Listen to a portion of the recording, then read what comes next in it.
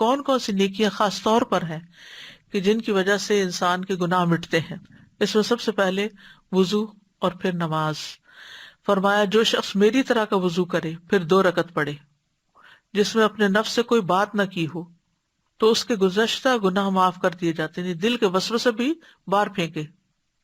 پھر اسی طرح یہ ہے امام کے پیچھے آمین کہنا، جس کی موافقت ہو گئی اس کے سارے گناہ معاف کر دیے جائیں گے، یعنی آمین کے ساتھ موافقت کے. پھر اسی طرح نماز کے بعد کی تسبیحات کرنا، 100 بار سبحان اللہ و بحمدہ پڑھنا، یہ کلمات پڑھنا، لا الہ الا اللہ واللہ اکبر والحمد للہ وسبحان اللہ ولا حول ولا قوۃ الا باللہ العلی العظیم.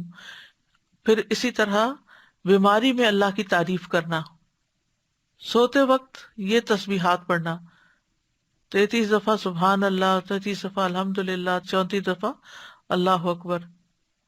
پھر اسی طرح لباس پہننے کے بعد کی دعا پڑھنے سے بھی بخشش ہوتی ہے. کھانا کھانے کے بعد دعا پڑھنا، الحمد للہ الذی اطعمنی ھذا ورزقنیہ من غیر حول منی ولا قوۃ.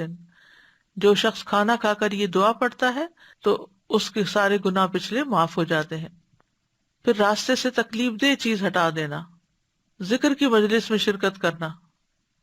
ذکر کی مجلس میں جب کوئی جماعت اکٹھے ہو کر اللہ کا ذکر کرتی ہے تو اس کا مقصد صرف اللہ کی رضا ہوتی ہے. تو فرمایا کہ تم اس حال میں کھڑے ہو کہ تمہارے گناہ معاف ہو چکے، یعنی یقیناً تمہارے گناہ نیکیوں میں بدل دیے جائیں گے. پھر نیک اعمال سے گناہ معاف ہوتے ہیں.